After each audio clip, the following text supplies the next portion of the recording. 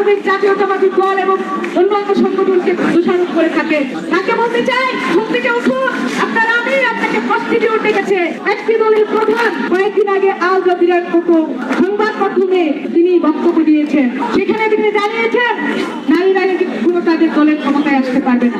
নারীর ক্ষমতায়নকে তিনি অবমাননা করেছেন এবং পরবর্তীতে গতকালকে আমরা দেখেছি যে তার সেই আচরণের সর্বনিম্ন বহিঃপ্রকাশ ঘটেছে। তিনি একটি দলের প্রধান হয়ে, বাংলাদেশের এক্সিস্টিং রাজনৈতিক দলের প্রধান হয়ে তিনি বাংলাদেশের যেখানে 52% ভোটার নারী, সেই 52%কে অবমাননা করে তিনি জানিয়েছেন যে কর্মজীবী নারীরা নাকি প্রস্টিটিউট। আপনারা ভাবতে